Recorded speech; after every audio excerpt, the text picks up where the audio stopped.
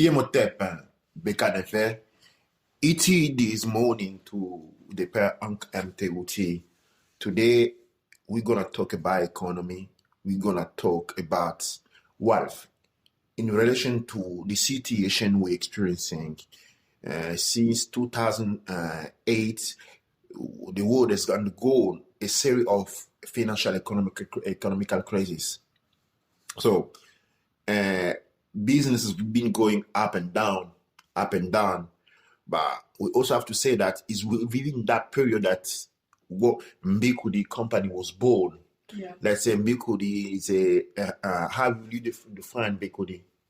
So Mbikudi is a company, social enterprise, it's a community for many, but it's also, I like to see it as sometimes the underdog or like the difference between the storm and everything like that. Because with Mbikudi, it's an idea that's been growing in me for a long time. But particularly when my hair burned when I was 21, I realized it was an issue. I wasn't relaxing my hair, but I did relax people's hair. So I knew that within the relaxing process, hair burned. Yep. Because I was trained as a hairdresser. My mom was a hairdresser, so I got that training as a kid. And ironically, not through my mom, but through observing other people doing hair, because I was passionate about how hair is done. I was also passionate about Black beauty, I guess. But so in doing so, I had to really learn different techniques and different things. And I remember, in a sense, being an Afro kid growing up in the UK, my hair was natural. So for so long, I used to hide my hair. So I know hair shame because I was there too. For so long, I used to hide my hair. For so long, I used to cover up my hair. So basically, what I mean by that is that when my hair was in its natural state, I would prefer not to go to school like that. And we're talking about between 2003, especially in the UK, when I got to the UK, to 2003, 2008, 7, when I finished school. But during that period especially, so what I would do is I'll cover my hair with extensions. My mom didn't allow us to get wigs or weaves until we were about 17, 18. Just until we finished school at least, then she allowed us to do. So most of the time I covered myself with extensions. So it would have been braids, and so I had braids with extension or with my own hair, but I didn't let my hair in a natural state. So maybe a couple of times I did, but I didn't really let my hair in its natural state. So then what happened was when I was about 16. I did tell my mom I wanted to stay natural because it was my choice. But it was also something that she had seen the mistake she did with her first daughter, her second daughter, my sisters, how their hair got damaged because she relaxed their hair. One was relaxed at 2 years old. Wow. 2 years old, the hair got relaxed. And the other one, I think it was barely the 2. Like we're talking about maybe like 1, 2. So one was between 2 and 3. The other one was literally between 1 and 2. So just barely the 2 years old. But then she's seen what happened to them. So between me and my sisters, about 5 years gap. So in 5 years, so in terms of having relaxed someone's hair by 2, by the time they were 5, she could see that it wasn't a good thing. So by the time I was born, it was decided that maybe for reasons also that they've not maybe been forthcoming to me about as well, I do believe, they decided not to relax my hair. And I think it was something that I didn't like either. Because I could see how it was painful, and I could also see how it smelled. And I remember the smell of relaxers is really toxic, so I could smell that toxicity. And I've always been slightly allergic to artificial fragrances. So the relaxers I was allergic to as well. So to make a long story short, and I think one day I'll probably love to tell the whole story, I didn't relax my hair. So initially it was something that they told me not to, but I was lucky because I was very fortunate because my hair was beautiful. I knew my hair was beautiful. I knew my hair was healthier. I had more volume. It was longer than most people. Although it was still, we're talking about shoulder length, a bit below shoulder length, between shoulder and brow strap length. But, and I'm saying this because I know loads of naturals will understand that message. But I want to dig a bit about what you say when we started. You talk about shame. Yeah, there was a lot of black shame, and I think there was a lot of Can I be right? You think I'm right if I say I talk about race shame? Absolutely, I think 100%, and I do think it's something that I think I can rightly talk about it because I have been natural my whole life, and I do remember the looks of the people who now are natural, right? Who are encouraged, but I do remember their judgment and their look before they became natural. So their look to me. So I live the experience of myself being natural, and also seeing other people. Outcast, actually. I was an outcast from the community. So I was always known as, oh, look at the girl, she has natural hair, she doesn't want to relax her hair. She belongs to a strange religion that doesn't make her relax her hair or something. But then they're like, but how come her sisters have relaxed? And then they're like, that is so strange. And that was how the story would go. A good... Excuse me. I'm going from... I want just to put this in evidence, and I'm going to take it back when we're going to go into economical situation. Yeah. So, can we... Is it right to say, to link self-shame or racial shame to self-hatred? I think so, definitely. I do believe that there is a bit where we can actually look into it like that, because I remember one time where I remember this very clearly as well. Like I remember myself as a young girl, like being between, my early years, like up until about 7. And I'll tell you why I remember that 7 event, because I remember my first day of school, I had my natural hair because I used to prefer rocking my afro. My dad had his afro as well, so I really loved having an afro back then when I was really young, because it was simple and I could feel the sun. It was just so fun. I just loved it so much. And how I remember that was because later on, growing up, my dad showed me a photo of my first day at school, and I felt that rushing of emotions of what it meant having my afro and being confident. I didn't care about it. And that looks very beautiful. So my first day of school, when I was 6 years old in Congo, or like slightly 5 because I'm born in October, but anyways, I had my hair in an afro. So then they took a picture of me because it was the first day of school. So that went well. And then also when I got, like, for throughout between first and primary 1 and primary 2, my hair was natural. So I didn't really like it to be, I didn't really enjoy them to braid my hair because it was painful.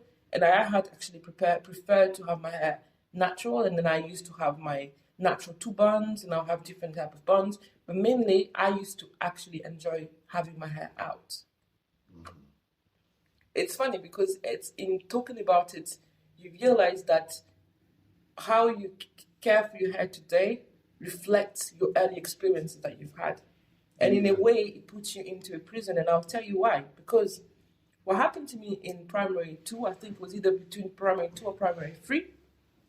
It was primary 2. Because I remember it in terms of where the classroom was, the position of the classroom. I can remember that day very well in terms of that day basically was like, obviously people had talked to me about my hair and I didn't care about it because my hair was beautiful. I loved my hair. I didn't care. I didn't even know what hair was really, to be honest. But I loved what I was, I had no shame in being me.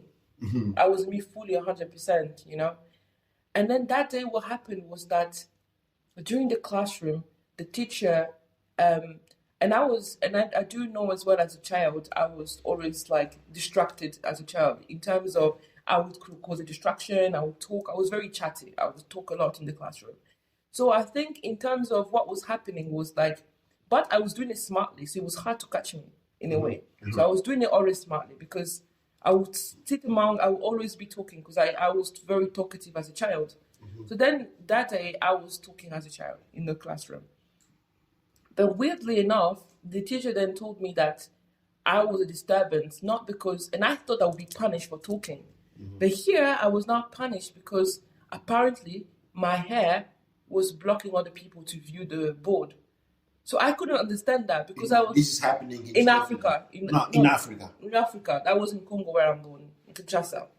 So the school that I was going to, and this was a very privileged school, meaning that we had mixed race children with their long hair or with the big, afro, whatever. No one cared, right? we also had we had different type of ethnicity in that school, just to point out. I remember seeing at least Indian, Asian in the school, and I also remember seeing like a mix between the Europeans and also some French and Belgians, as well as some Americans as well at some points.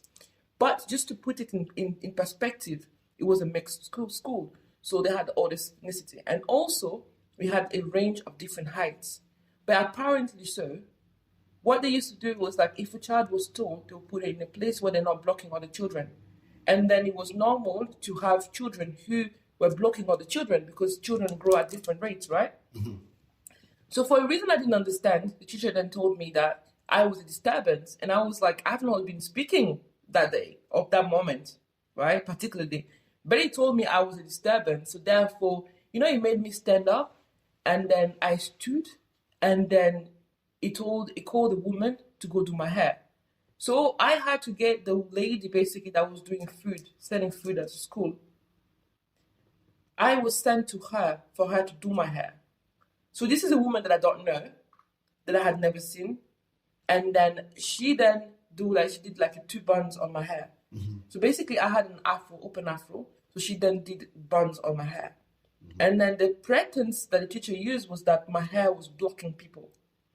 So I remember, was a lie, evidently. Evidently it was a lie, because I do believe it was envy as well, hair envy, because I've always had a lot of hair.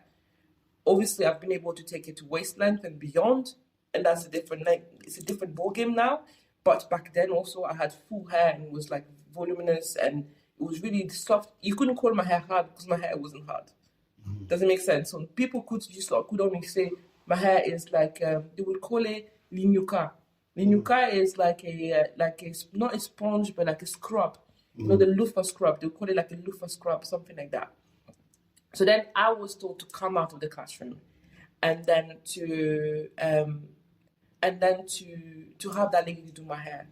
And as a result, I think from that day on, and it's ironic that you were talking about this because I've been asking myself the reason why do I always keep my hair tight, or like why do I keep my hair in buns and stuff like that, or like even when I keep my hair open, it's in a style, if that makes sense. Naturals will understand this. So it's either in a braid out or a twist out. But I did go through phases where I left it in an afro, especially when I was in Italy because I felt free there. But then at that moment, I understood that part of me was taken, if that makes sense. So then what I noticed as well was like having a stranger do your hair.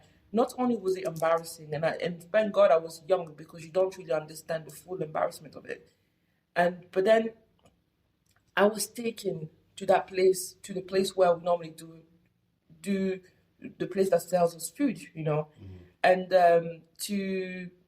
I think also the other embarrassment as well was like it's a term of like, and I guess it was a humbling experience for me also, because in that category in my house, that woman would never have touched my hair or me, if that makes sense. So for me, there was so much attack on me because it was almost like really humbling. It was castrating. It was castrating because it wasn't castrating. It was to put you back to where you belong. To put me back to where I belong. But then also, the school was a school of privileged kids, right? In the privileged kid, you have an hierarchy, whatever. Exactly. You have American start. So exactly. As in this hierarchy, you stand at the bottom. You stand at the bottom. At the bottom. So you privilege out of that context. But when you put within that context, now you are put in the bottom of the society, of that kind of micro society. That more or less the issue in that. Absolutely. And I do think what was even more castrating, and I do think it's something that I'm going to talk about, and I do know like many people who grew up in Africa would understand this. It's like, and it's a system that I don't believe in anymore, and it's not a system that I think is right. But in any case, how the system was set up when I was growing up was that in the house you had maids. So you had basically maids. So we had a gardener. Mm-hmm. So we had a cleaner for the house. Mm-hmm. But we had a maid that looked after us. We had a maid that used to cook, and then we had a chauffeur, basically. Which is colonial structure. A colonial structure. So now imagine someone growing up in that colonial structure. Now, when you're in class with the kids around you growing up within that colonial structure as well. Does it make sense? So just to give that setting. Now, the thing about it was back then, especially when we were younger, only the maid that looks after us was allowed to spend time with the kids. Everybody else did not spend time with the kids. They can't even touch you. They can't touch you. So they can't touch you, right? So that's the way that you've been told, whether it's right or not, but you believe that, right? Now, kind of micro royalty in different exactly. places. So now you go to school, and then you end up being sent to where they do the food. So basically, that would be called the maid quarters, right? I had never been in one, and I think the next time I went into one, I was like 2-digit age. So that I was around 6, 7, or 8. So I was 7. I was very young, but I did remember that experience of I felt like I was going into a forbidden area because it was a word that I had never met, because I went beyond where they were selling the food. So it was beyond the shop front to the space where the maid would stay, and it's different to the shop front. So then you as a kid have a maid touch your hair and do your hair, and it was like it was a bizarre experience to explain, because I think I never, until even today talking about it, I've never actually exploited that angle, because I realized that the whole experience was not normal. But I think what made it so insulting was for the kid that I was at the time, was that you felt like, and then afterwards, in these classes as well, they told us not to speak to the people that were serving us food for a reason, right? Which was very bad. Don't talk to them. So we were not allowed to talk to them. We were not allowed to speak Lingala in that school. So you can't speak your native language. You didn't speak your native language, and at the time I didn't speak my native language either. So I didn't know how to speak Lingala then. So I only spoke French. So then you are sent out of the classroom in front of all the kids who are alienated just like you. So when you're sent out of that classroom, right, then you have someone who's not allowed to, who's not supposed to touch you, or like a maid, touch your hair. Effectively, what you have is that you have a situation of, it's kind of like a shame, embarrassment, and everything put together, which was very, very, it was difficult to swallow, because when you go back into the classroom, people kind of laugh. I knew why they were laughing. I knew why they laughed. And they laughed because in that kind of privileged setting, I had someone who was not supposed to touch me, forcefully touch and tame my hair. And I do think actually, and in talking about it, I realized, and the realization that I've made is that before that moment, I was very much of a lively person. I was like I used to love attention, and I used to be the center of attention as well, because naturally as a Scorpio, you attract attention, and I was fine with that. But it was at that very moment that I started, and I guess that's when I started making sure that I was not noticed in class. So I would still talk and I was still doing. I even developed an inner laugh where I would laugh inside with no sound coming out. But I do think that everything came from that moment, because I thought as a child that the reason that embarrassment happened, or the reason that taming happened, was because I was noticed. Therefore, I had to make sure that I was no longer noticed. And I think this is something that I made a realization as we're talking about it right now, funny enough. And but it was very hard, because I remember, but it also made me another realization. When I was talking to that woman, when she did my hair, she did it it was a quiet moment. We didn't speak, because she knew that I had resentment for her. She knew that my way had resentment for her. Imagine an adult who's forced to do, she was forced to do my hair as well. So it wasn't her choice. So she was forced to castrate me in that sense.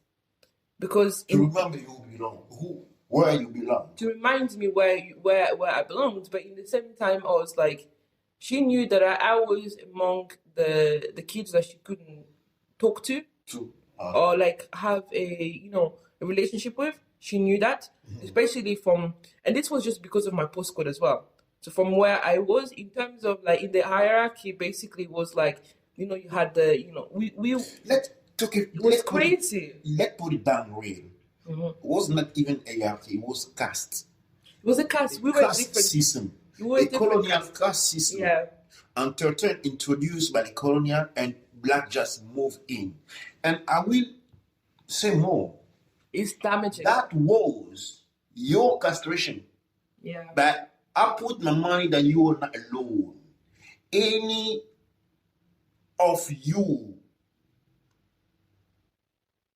who believe to belong to kind of elite starting into that kind of club and go any kind of castration to put you in your mind, to remember you, listen, whenever we want, we can send you back where you belong with the help of one of your kind. You see that lady there? Does she look like you? Okay. You want to be in that place? Oh, no. You better behave. But we're going to send you there. You better behave. Yeah. So, I'm going to put it down this way. You didn't work to school. You didn't went to school. You went into white supremacy castration club. Absolutely. It was a Belgian school in Congo. So yeah. Well, they want you to be not elite, an elite, but they want you to maybe to take to continue. I don't know how I can say it. Like the controller. Absolutely. Okay. But they don't want you to take over zeal, to be think that you kind of something. They want to remember you that's who you are. Yeah. Because those kind of things never happen to neither white girls, white boys. No, it doesn't. And I think in this one, I know we started with the business. I think this is going to be part one. Because what happened to me in terms of like in that moment, as I was, like you're saying, as I was being castrated, because this is like, my hair has always been my strength. So imagine in a family where my family is very control freak as well. So I'm never going to deny that. But in a family of super control freak, I managed to maintain my hair the way I want to say, the higher me, my consciousness managed to maintain my hair when I was a kid within a family that of super freaks, of super control freaks, right? But I then went on to the school, but the school then castrated me, if that makes sense.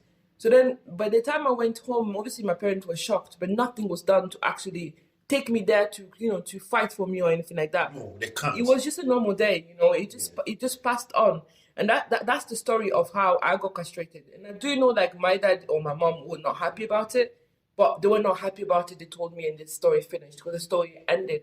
And from that moment on, my hair was I always made sure to braid my hair. To the extent where in reports as well, they started telling my parents that it was time to braid my hair. They couldn't let my hair open.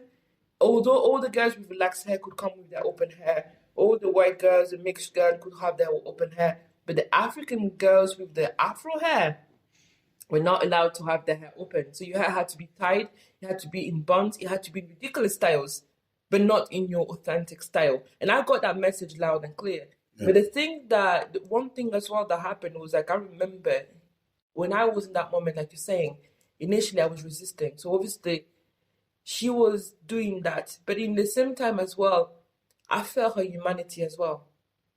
I don't know how to explain. Yeah, I get that. I felt her humanity because I realized that, hold on a minute, she touched me, I didn't die, she's human just like me, yeah. I just realized like, wow, I'm like her, we are the same. Yeah, I think this is a very important subject to drop down because as you are speaking, I can't help to visualize something. Where we grow in Africa, we have two kind of higher kind of society. Where I grew up, we see white people as something apart.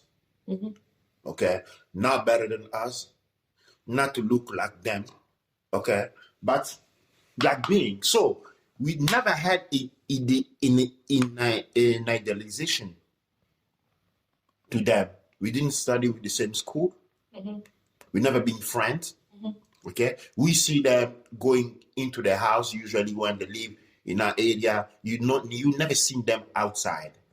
The only time you see white people outside is where they're in the cars and they drive out and they drive in. When they drive in, you don't see them coming out. And I believe we is very strong in the blackness. Wrongly, our model was person like become like the president, to become like the generals we saw in the movie. At the time in Zaire, we have to become like Mobutu or to become like Konkolo Mobutu, his first son. So this was our imagination. If we want to step up, I grow up with friends like the Yolos family, Thierry, Yolo, Nono, Yolo, Douglas, Yolo, Patrick Ndemba, and family Nzala. When we want to move, the idealization was the Black American, like Tupac. So when we want to dress, or sometimes even to walk, we try walking like back in the time Tupac and DMX, all these people were acting, So we didn't have the white men into our head in a certain sense, strongly. But in the other part of society, we have people who are struggling so deeply to become white. So struggling so deeply to become white. Now, those people eventually, in their quest to become white, what they really looming to is that higher, for them to become white means to be occupy a very high level of the society. But those same people have been castrated. So now we end up in a society lead by castrated people. And you can see how everything just dropped down. You can see because we were led, like you're saying, we were led by castrated people, and like in the school, because like this is what happened to me when I was in primary too, right? Now, something similar happened in terms of one of the rules of the school was that if you wore shoes, you could wear high heels of like 4 centimeters or under, not more than 4 centimeters, and skirts should be longer. So if you wear a short skirt, they will give you minus points in your calendar and stuff. And then for me, what happened was like they'll give you minus point or they'll send you home and all that. So then what eventually happened was like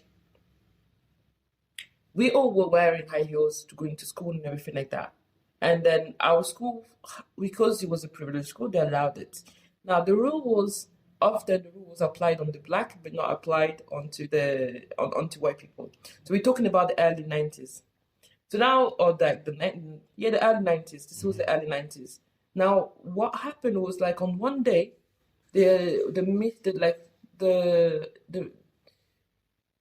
one day, one of the headmaster in the school decided that this time this rule is going to be applied not only to the black, but to the white, to the mixed, to everyone under the school, to everyone.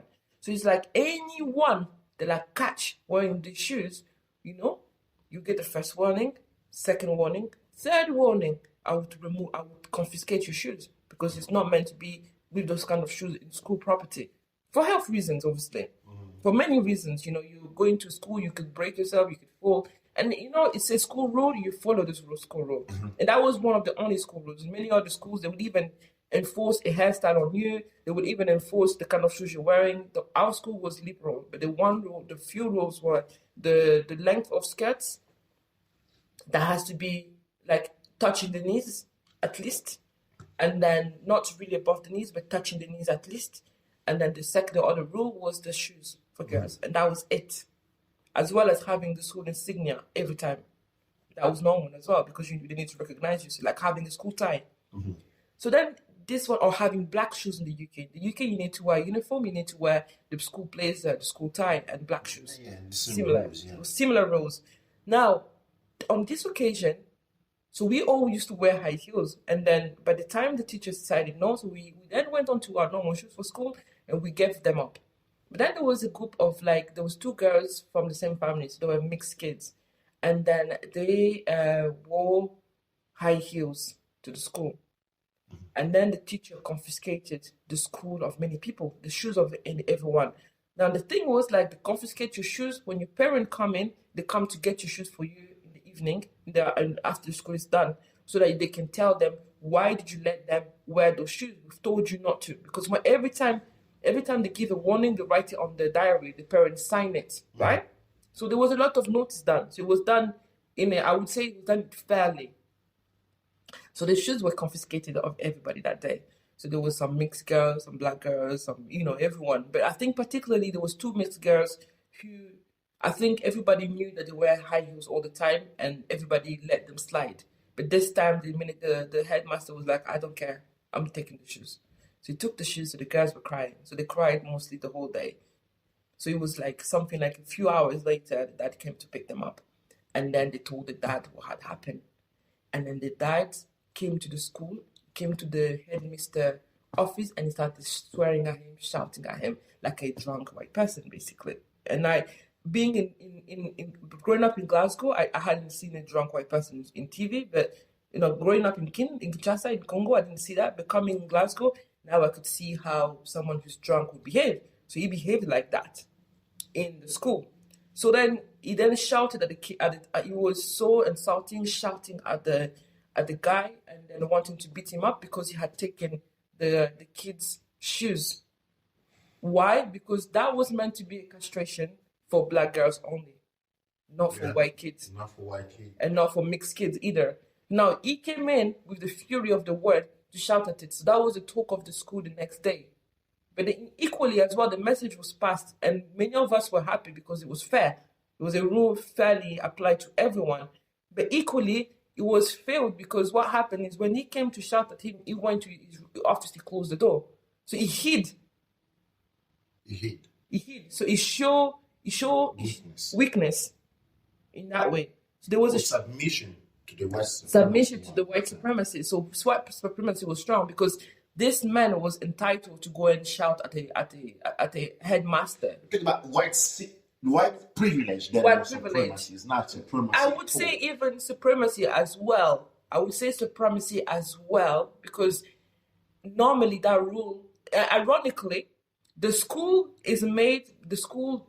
director was a Belgian lady, right? So we all knew about it. So she wrote that rule to everyone unequivocally. But then for many years, she was in the school. And then she left the school. Now, that rule that she wrote, or the rule that she authorized, right?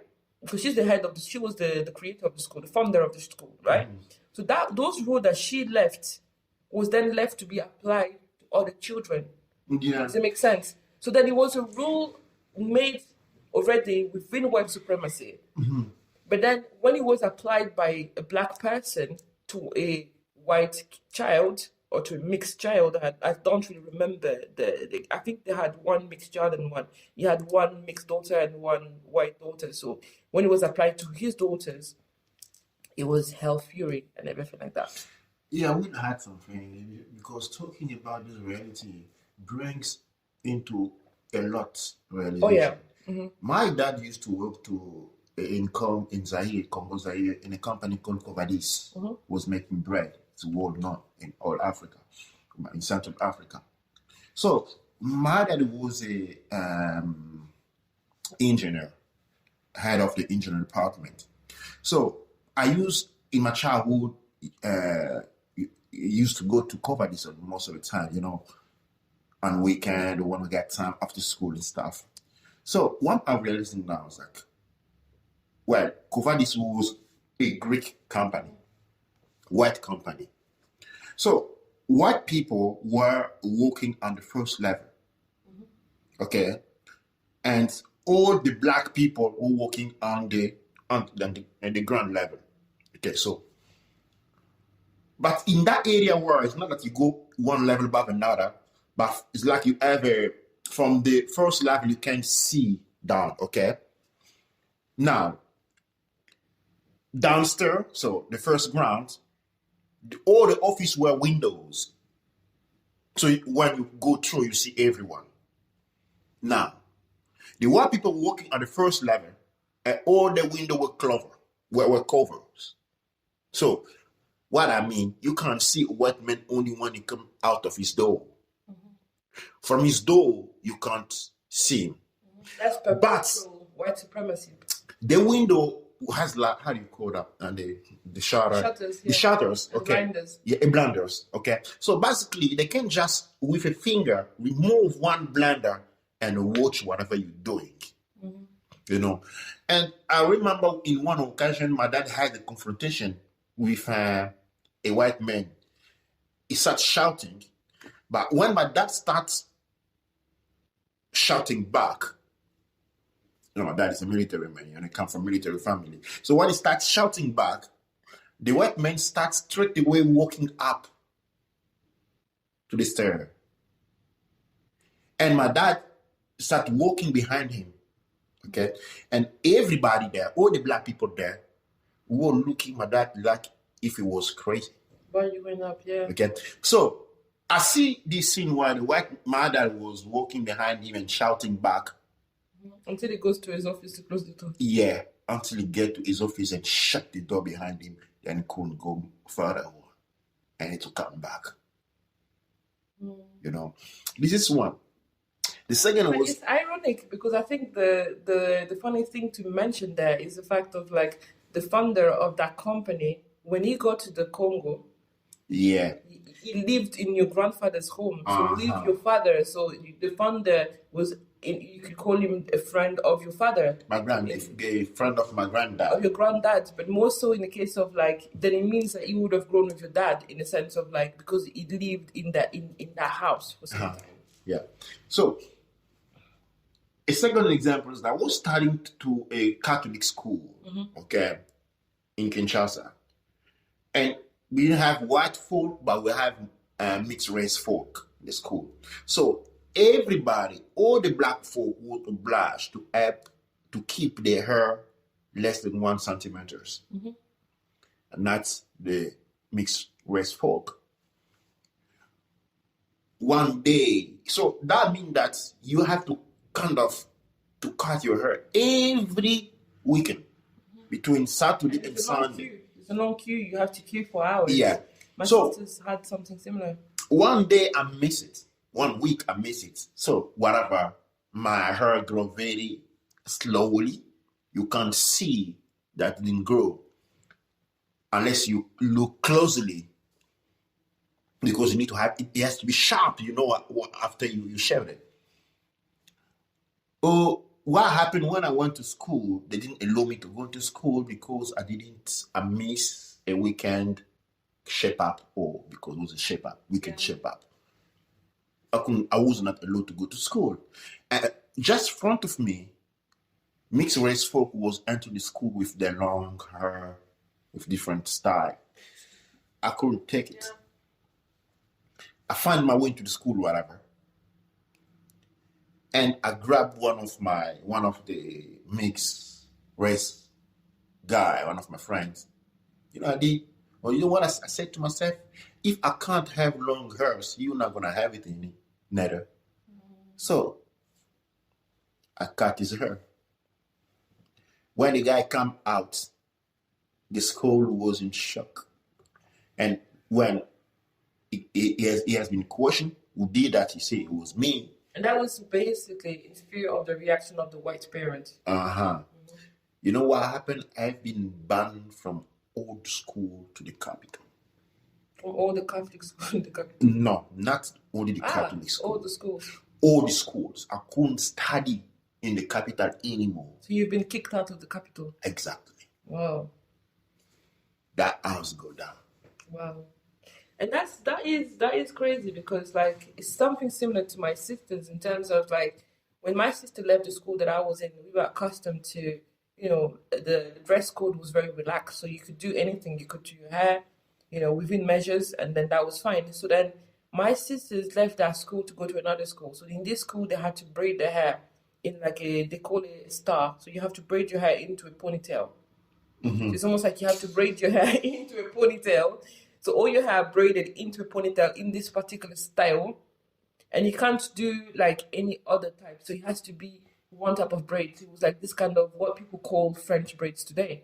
You had to braid your hair into a particular ponytail using French braid and having something like a minimum of six braids, like 6 French plaits or something. Mm-hmm. So I remember that. So then what used to happen was like my friend and my sisters basically had 2 of their friends, and then 2 of their friends were mixed. Mm-hmm. So they were sisters.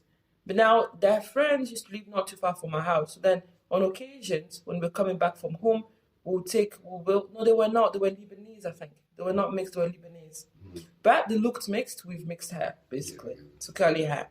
So now what would happen is like after school, we'll go to the school, pick them up, and then me being younger, because I was younger, and then we'll come into the school and come back. So I knew what it meant for my sisters, because my sister both cried when they had to go to that school. But they had to, because apparently it was a good school. And but they didn't like the fact that they had to give up that privilege of doing whatever you want to your hair. So already in Congo, when a form of privilege was how a girl had her hair during the week. So if you had your hair within a particular styles, because the less privileged school demanded that you cut your hair 1 centimeters, girl or boy, they demanded that you cut your hair. The other schools demanded that you have a particular, like you have your hair braided, and then the very strict schools demanded that you braid your hair all in the particular style, and all wear these weird plastic shoes as well.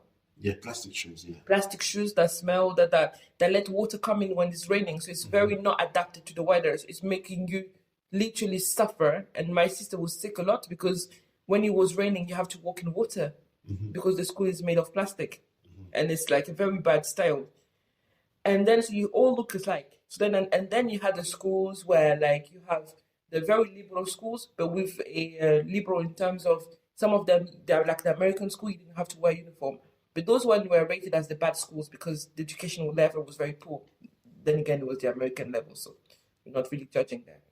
And then you had the other schools where you could do anything you wanted, but they were still reputable schools. So my school, so the school we had was a very reputable school.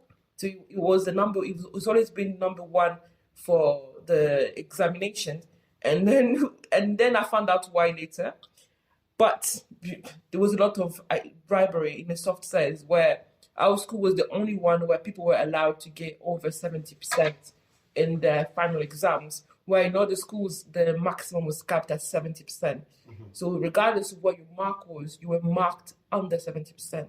So that's the colonial system of like some schools could get above 70%, you get your real grade, or they top up your grades. In some schools, they reduce your grade, regardless of whether it's out of 100. But then imagine if you got 80% out of 100, now they will give you 80% of 70, not 80% of 100. So you will end up having 60 something, as opposed to having your 100, your 90% or your 80%. That was capping system. But anyway, to go back to the school. So one time I remember they had been going to the school now when I knew it was hard for them to having to braid their hair every week. Basically, like you had to cut your hair every week. So then one time we went to pick them up, and then their friend came into the car. And then their friend had long hair. It was, long, beautiful hair. And then I'm just like, I get it, your hair is beautiful, beautiful hair. But why is your hair not braided like everybody else? She's like, oh no, because they're mixed. And I'm like, because this hair can be braided? Because as far as I know, sometimes when they braid my hair, they add extensions, and your hair looks kind of like the extensions. So if the extensions can be added onto other hair to braid it, surely your hair can be braided too. So then I was asking those questions, and then my sister was like, "No, the hair can breathe it." I'm like, "No, no, no, you're not fooling me." I used to spend a lot of time with hairdressers, and I'm like, "I know your hair can be braided. So why is that your hair cannot be braided?" And no one could answer me. The answer was white privilege. Yes, and no one could answer me, and that was the factor. So you knew, and every time we picked them up, I used to just look at the hair and just be like, that is freedom. So they're growing in a free Here's environment. mean freedom. Whereas We know that. So when we come to the conclusion of that, looking from where we start, and when we come today to the grown-up landscape, the grown-up world, we're looking into this generation. We're talking about grown that are now around 30 and 40. Now we go into the results. Yeah. We don't have businesses, or I won't call them businesses. What we have today, people trying, but not businesses. The one who go into businesses as yourself finds themselves having a lot of difficulty. Okay. On the other hand, we see those who grow without those kind of limitation. I'm not talking about the work folks. The one who grow into that full, bright, white privilege. The way they're performing themselves. You know, how much that freedom given to them impacts, who have impact the capability or capacity of innovation. I think it's it's true, because in terms of, like, in order to be able to start Mbikudi, I remember it was an idea that me and my friend also, we had a similar idea, me and my friend, to start a business together. Just to say, not, it was more so to start a business together and to start like an African village. We wanted to really do like a thing where we bring women together to do different elements, like a small African village. And that was between when we were 17 and 18. So we wrote our first business plan, and I found it not long ago. So we wrote our first business plan together, and it was basically it was this kind of like a page that we took from our jotters, from our notepads. So it was these two double pages that we took out. So we had basically 4 pages where we wrote what we wanted to do. But we had no assistance, no belief. People laughed at us literally at that time. But then the thing was, like, we knew, like you're saying, that it was an issue. But looking back at it as well, and the realization of coming to the point of founding Mbikudi, I had to work a lot on myself, and to this extent, this session is actually even me working on myself even more. Like a therapy. It's a therapy for me, like because growing Mbikudi is a undoing the miseducation of the Negro. Absolutely, this is Mbikudi for me is my miseducation. Like, I'm doing my miseducation.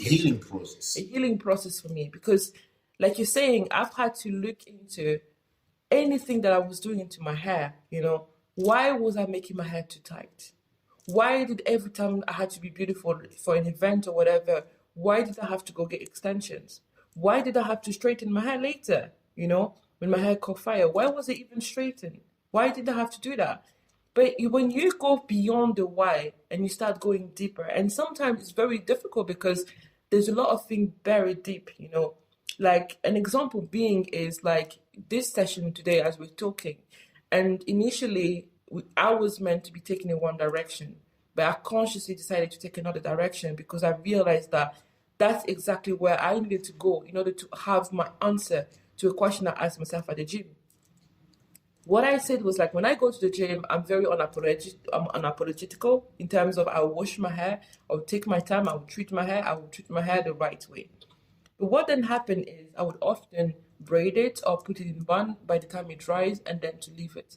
But then I was thinking to myself, how about if I was able to wash my hair when it's wet and let it in its natural curly state and let it dry up curly and then style it, thereupon, as I did as a child, But then I couldn't do it because literally everything in me, my instinct in me, because that's what happens when they break you, because you become an instinct. You think it's your nature. It's a program. But it's your program. The program become you. So this was like this personality that I was looking at, I was speaking to. I realized wasn't me or was the program. So then I was trying to answer with the program of like, how do I stop? How do I stop with my hair? How do I care for my hair better? How do I make sure that my hair is beautiful? How do I make sure that my hair feels good? But how do I make sure that my hair is on its natural state? What is the natural state of my hair? Mm-hmm. And I couldn't answer that question. And I couldn't understand why I couldn't answer that question. And then he kind of affected me because in the sense of, I'm just thinking like, I do know as Black women, because of slavery and colonization, we've lost the way of learning how to care for our hair. So initially I thought Mbikudi would be there to help us from that point of view.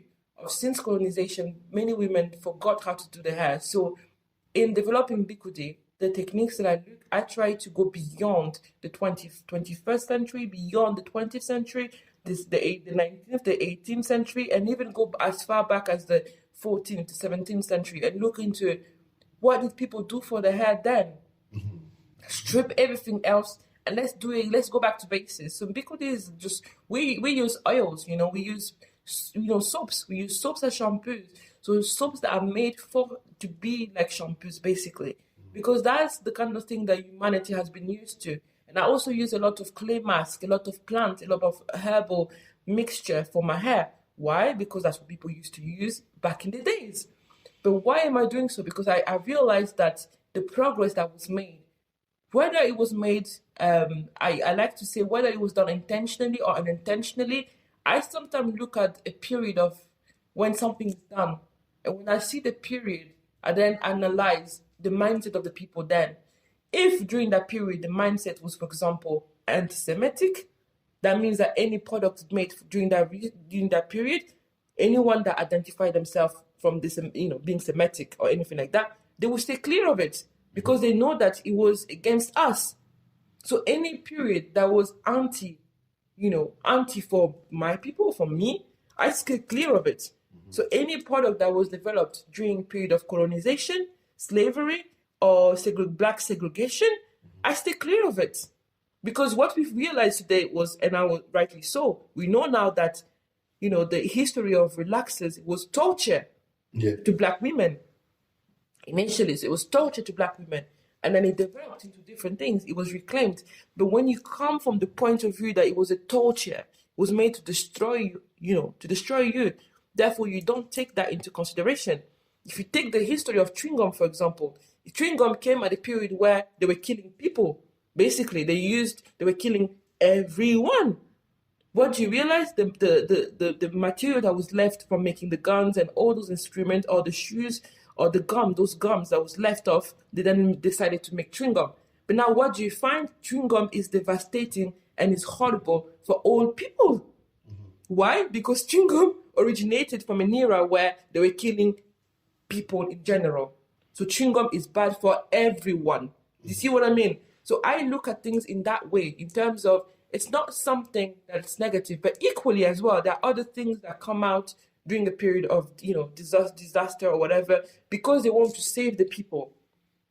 So those things then can carry on and be better. So then that's the thing. So it's more a case of like, I analyze the mindset of the people who created it. And yes, you can have good intentions, but if you don't like me when you have good intentions, right? If your system makes you to be racist or segregationist or whatever, then it's okay. It's, the product that you're making, it's normal that it's not good for me. I don't have to make it fit me.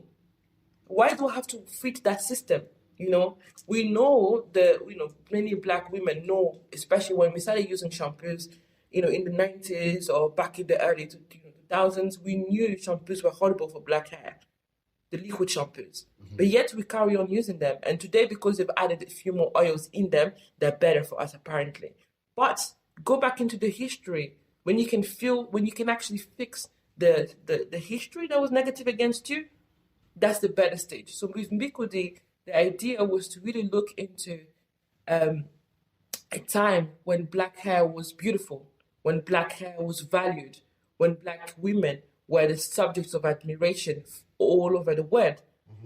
And then taking that, being inspired by that time, to then create a product that would then give that same inspiration to women. And that was to myself, to make myself feel like that.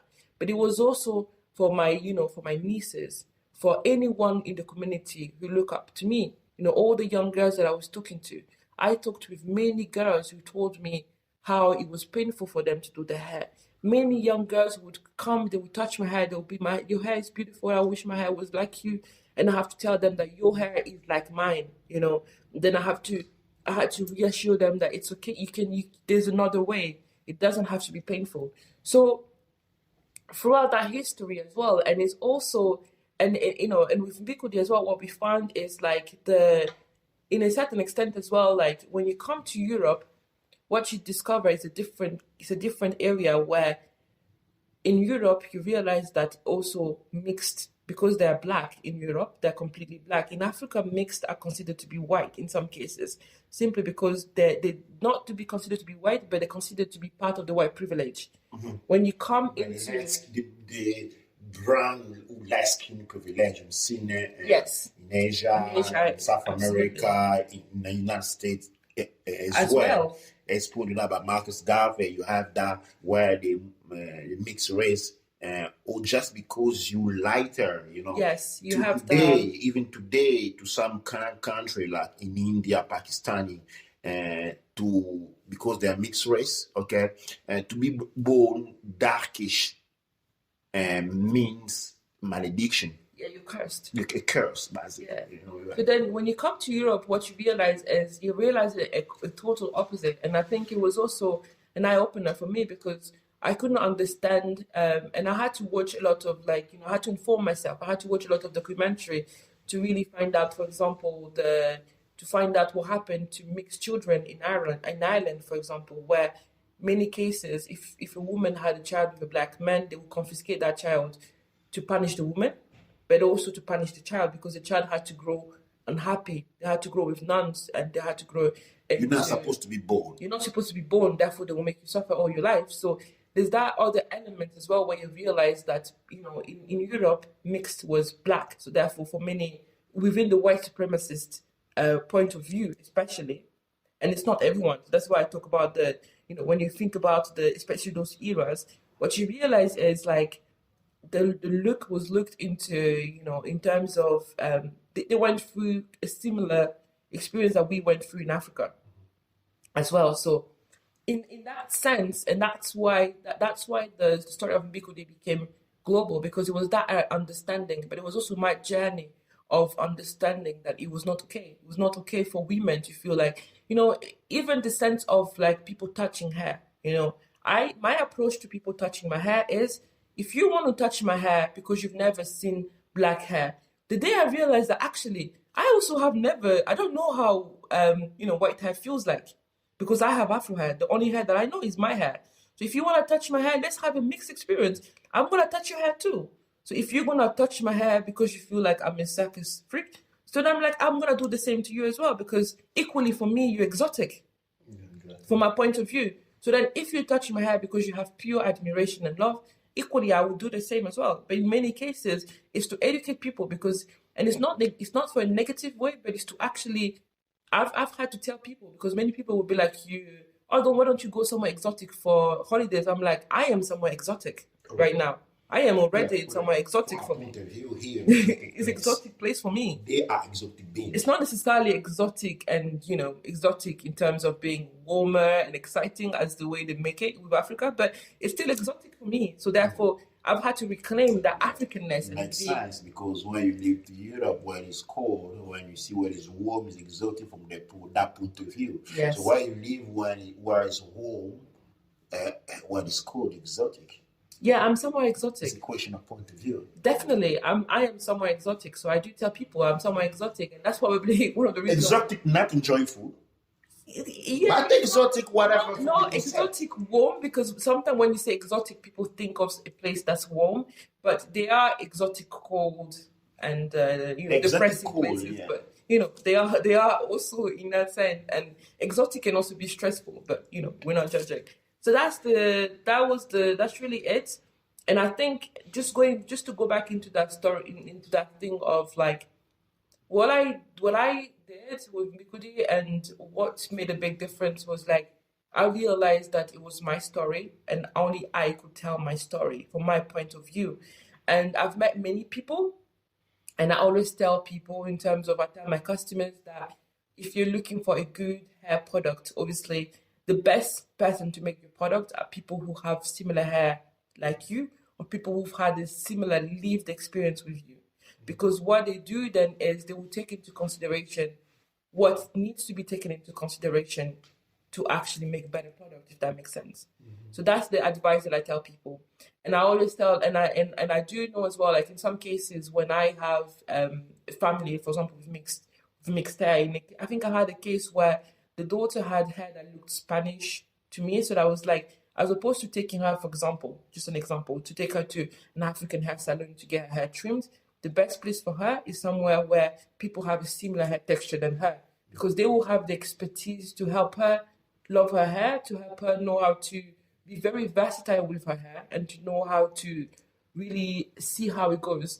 But then again, you also have the choice to go anywhere, but you need to also see somewhere that reflects what you are, in a sense, to kind of like grow, and to also have love for your hair, because once you realize that, people loved your hair. And I think with myself, it was the Afro hair movement around about 2006, 2007. The thing that really made me, that really as a shock to wake me up was my friend cutting her hair. So I had a friend that had relaxed hair, and she was from Cameroon. So that's the girl with whom we had the idea to do the business together. So and I still hope one time we can do that together once we meet again. But what she told me was, she was used to say like, oh my God, you have beautiful hair, you have beautiful hair. Why don't you come with your hair afro? You always, put extensions and stuff, but you have beautiful hair. And I'm like, thank you. So every time I had my hair, so I would show her. So every time I'll come out with my afro, I will show her as well. But then she was saying that, but I was like, yeah, I have beautiful hair, but your hair is relaxed, your mom's hair is relaxed, my mom's hair is relaxed, my whole family hair is relaxed. I'm the only natural in my world initially, apart from the kids who are under 2 years old. The kids who are under 2 years old that have natural hair. But as soon as the kid is starting to be, how they pierce the kids here for her to be cute, to be beautiful, in Africa, they would relax your hair as well. They need to make you white. So basically, then imagine it's something that's done to women to make them quote unquote beautiful, and then you feel like white. No, at least. But in the imaginary of a kid, you're feeling like that's the thing they do for women to be beautiful, but it's not done onto you. Mm. What is that saying, effectively, when you look at it in that sense? But then in a sense, where she would say like, oh yes, your hair is beautiful, but I was hearing in my head, I was hearing like, okay, that's fine, let's see. And then she'll come in, but I'll be like, you know what, I felt like, okay, I get what you're meaning, but equally, the message was not penetrating until one day she came to school. She had shaved her hair. Mm-hmm. Why she shaved her hair was because she wanted to have hair like me. And then that day, and that was around 2006, 2007, 2006 probably. That day, I remember there was like, I say one of the curses, or one of my chains was broken that day, because her message was no longer there. But I realized that, wow, like someone was go to the extent of shaving their hair completely. As a woman, it's back then, that was before the big chops became fashionable, and she shaved her hair to have hair like mine. And I started to take into consideration. So I had to tell her what I was doing. And together we started learning. We started going into the journey of learning how to care for her hair differently. So she introduced me to shea butter as well. Because they were using it from in Cameroon, so she introduced me to shea butter for the first time, and then I started using shea butter. So we started working together, and then in that sense, we started working together to kind of like educate ourselves more on hair. So she went more into the beauty of like makeup, whereas I stayed with her because I was doing hair already. So I stayed with her, but she went a different direction. But that moment is, that was the moment where I actually thought, okay. And then I started seeing many other girls going through that shaved experience, but then they would look up to me because I was the person who had those experience already. So I was like a kind of, what would they call it? I was a pioneer in the field. I was the authority. I was the authority. So I had I was the authority about what to do and how to deal with your hair. Therefore, that was an eye opener. So, and then I went through different experiences like that, and that's what gave me the strength to open Mbikudi, because I realized that Mbikudi essentially in the community is someone that you go for advice, and I was a go-to for advice, for hair advice since I was a kid. So then, setting up Mbikudi, in a way, it is a business because it's registered formally, legally. But actually, it's a continuation of something that I was doing already. This is a healing process. It was a healing process. As everything we do, we need to invent, you need to acknowledge. Healing and education process for myself. Yeah, education is part of the healing, because when you are born, because you don't have an education yet, as when I talk about education, I talk culture. So you are considered broken because you don't have a culture. Mm-hmm. So life is a healing process. So what we do in life come handy to that. And Mbikudi, as everything we do, we need to acknowledge that it makes part of our healing. Mm-hmm.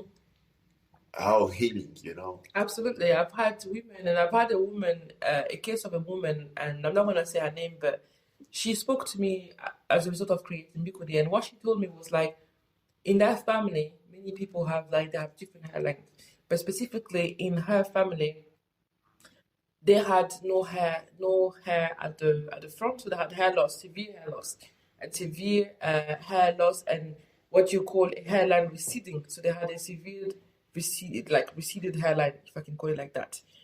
And then she came to me and she said so she heard about my story, and then she wanted to get a product. So I spoke to her. So first of all, I tried to understand what was going on. So she started using the product, but then I told her that, she then told me in confidence, obviously, she told me in her story that what had happened to them, or their experience, was that their mom, when she was 19, she had relaxed her hair for the first time.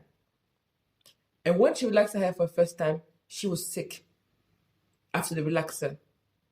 She remembered feeling sick. She remembered having a terrible experience with the relaxer for the first time. And then she didn't touch it that much afterwards. But then she had her children.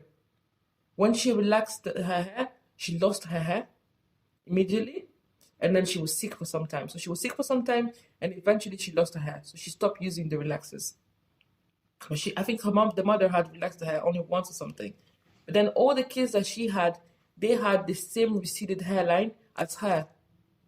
So the relaxer, the illness that she had, was the relaxer changing their DNA, because they no longer had the hair like their grandmother, like the aunties and the cousins, but the mom now was the new hairline for the kids that she had. And then that's why, then I also told her that in that case, the healing needs to be both internal and external, because it's something that has changed your DNA with the relaxer. And that's why your hair loss is actually affected by that. So consciously, you have to work to repair that consciously. And it's a journey to take. And it's not just one product that you use one time and it's done. It's a whole journey that you have to go into to heal yourself.